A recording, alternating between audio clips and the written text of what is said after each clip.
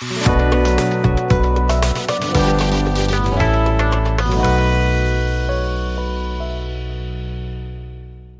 बच्चों, अब हम लोग नेक्स्ट क्वेश्चन मतलब आगे क्वेश्चनों से स्टार्ट करते हैं। तो देखिए, two lamps, one rated 100 watt. देखिए ये जो दो बल्ब है, ठीक है, पहले बल्ब की रेटिंग क्या है 100 वॉट और 220 वोल्ट, और दूसरे बल्ब की रेटिंग क्या है 60 watt and 220 volt. Are connected in parallelly connected है to electric main supply. What current is drawn from the line if the supply voltage is 220 volt. ठीक है, सप्लाई वोल्टेज की दे रखी है 220 वोल्ट।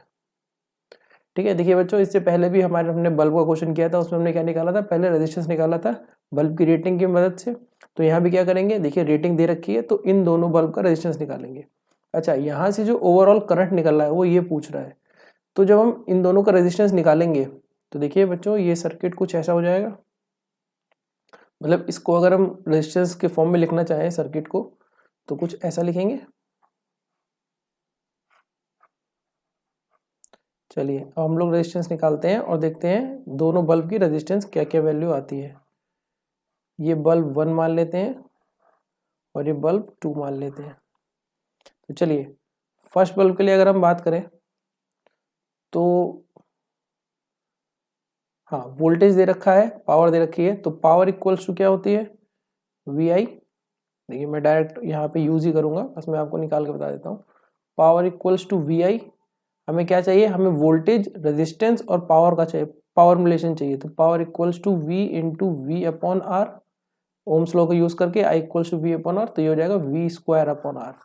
तो हम पावर को क्या लिख सकते हैं, power equals to V square upon R. पहले बल्ब की बात है तो P इक्वल्स टू कितना पावर दे रखी है 100 वॉट, 100 वॉट। वोल्टेज कितना दे रखा है 220 volt, 220 into 220 divide by R. R ऊपर चला जाएगा, R equals to 220 into 220 divide by 100। ये दो जीरो कट गया, तो रेजिस्टेंस कितना रहेगा 22 इंटू 22 ओम। ठीक है, तो रेजिस्टेंस कितना रहेगा हाँ 484 ओम। ठीक है बच्चों, तो ये R1 मान लीजिए। ठीक है, रेजिस्टेंस ऑफ फर्स्ट बल्ब, ये power rating of first bulb. ठीक है, चलिए सेकेंड बल्ब के लिए हम क्या करते हैं, हम पेन चेंज कर लेते हैं कलर। तो ये सेकेंड बल्ब के लिए इस कलर से करते हैं। तो सेकेंड बल्ब की अगर हम बात करें तो सेकेंड बल्ब में क्या रेटिंग है, P2 is equals to a voltage on R2, ये R1। तो पावर कितना दे रखा है इसका 60 volt equals to voltage 220 into 220 divide by resistance R2। अब देखिए R2 is equals to 220 into 220 divide by 60, 2 3 जा 6, 11 टाइम्स। तो R2 is equals to 2420 upon 3 ohm. ठीक है, देखिए फर्स्ट रेजिस्टेंस मतलब इसकी वैल्यू आ गई 2420 अपॉन 3 ओम, और यहाँ पे इसकी क्या वैल्यू आ गई, पहले वाले की वैल्यू आ गई 484 ओम।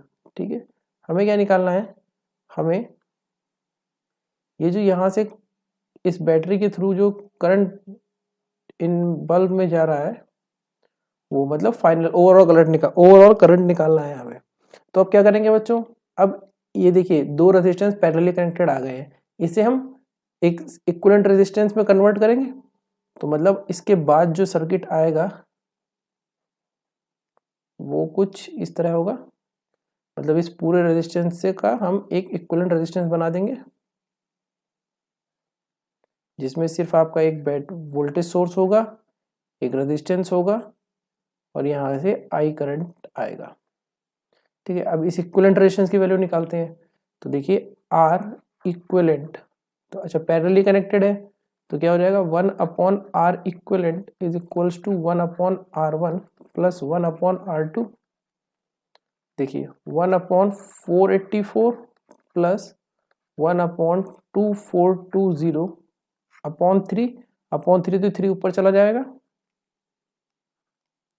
ये आ गया आपका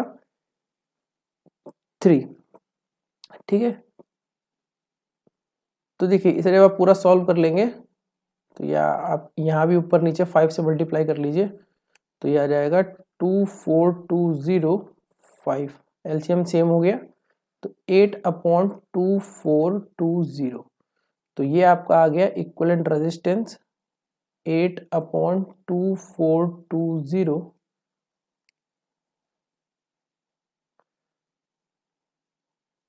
नहीं नहीं नहीं नहीं बच्चों, यह है आपका 1/R इक्विवेलेंट आया है ना, तो यहाँ से R इक्विवेलेंट निकालिए, R इक्विवेलेंट देखिए रेसिप्रोकल हो जाएगा इक्वल्स टू 2420 अपॉन 8, तो ये हो जाएगा 2420 अपॉन 8 ओम,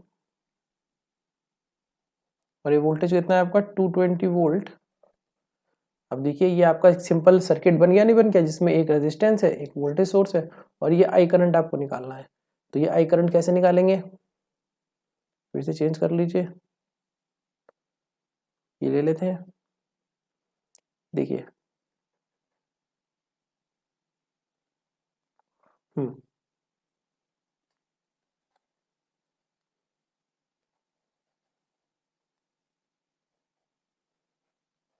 ये आई करंट निकालना है, तो आई करंट जो निकालेंगे I equals to V by R, और आर भी कौन सा आर इक्वलेंट, तो आई इक्वल्स टू वी कितना है आपका 220 volt divide by 2420 divide by 8, divide by 8 तो 8 ऊपर चला जाएगा, इंटू 8 आ जाएगा 0, 0 से 0 22 11 टाइम्स।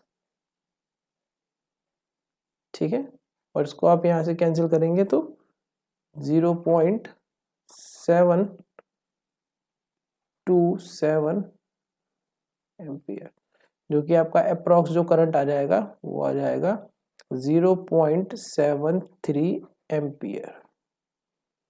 ठीक है बच्चों, ये आपका ओवरऑल करंट आएगा। तो हमने क्या किया बच्चों, हमने पहले पावर रेटिंग का यूज करके रेजिस्टेंस निकाला, रेजिस्टेंस निकालने के बाद हमारे पास जब हमने पावर रेटिंग्स का यूज करके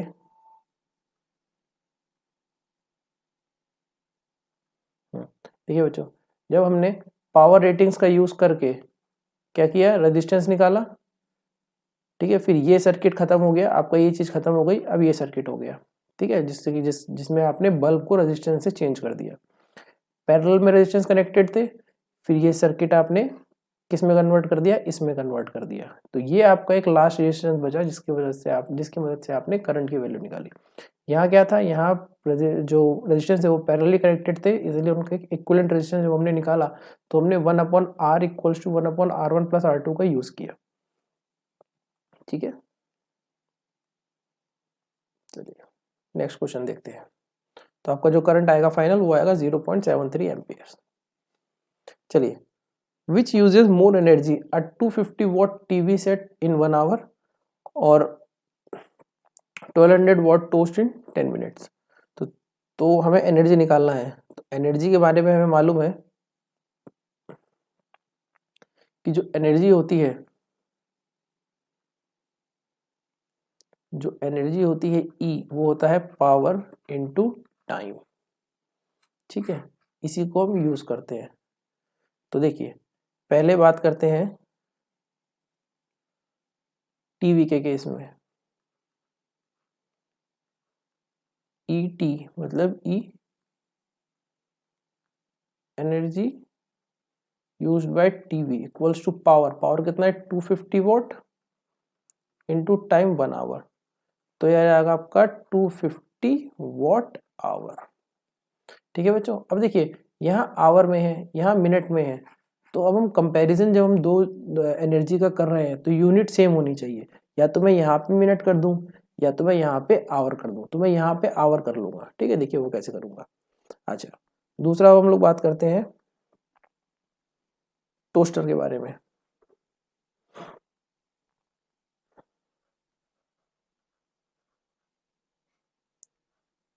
तो ई टोस्टर देखिए पावर कितना है,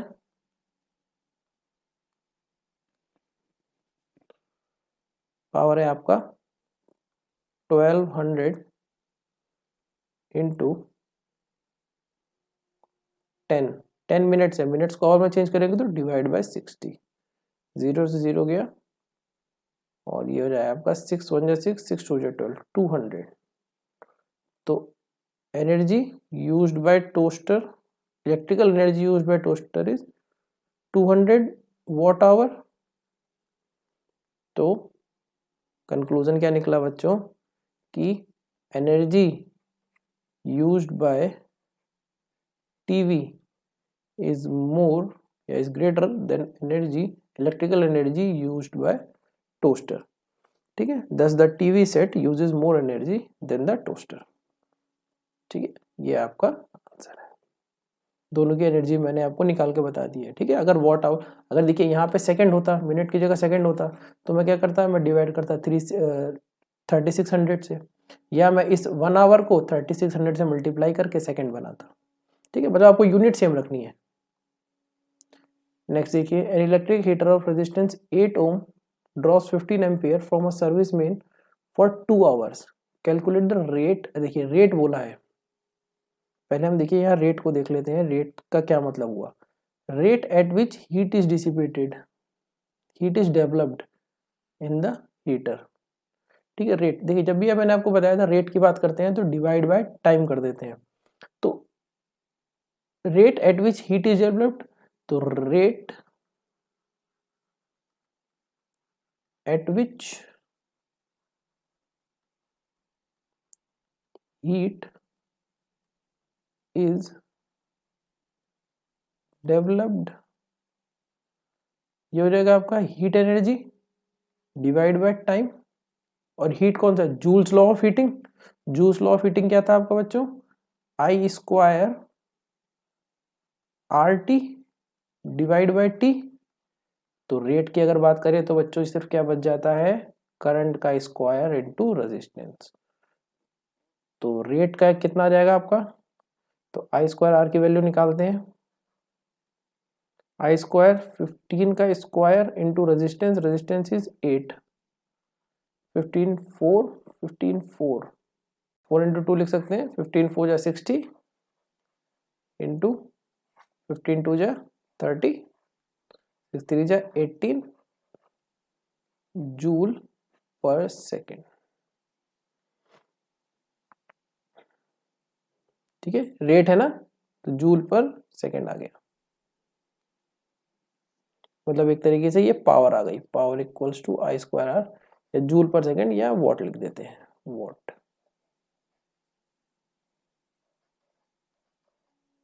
तो जो आपका क्या हुआ, rate at which energy is developed, heat is developed, ये आ गया आपका पावर के इक्वल, जो कि आई स्क्वायर आर हमने पहले भी देखा था। ठीक है, चलिए ये कैलकुलेशन करने के तरीके हैं बच्चों, फास्ट कैलकुलेशन की हमें ज़रूरत है ताकि पेपर में टाइम वेस्ट ना हो। ठीक है, बाकी अब जो आगे क्वेश्चंस हैं वो हम लोग नेक्स्ट क्लास में करेंगे।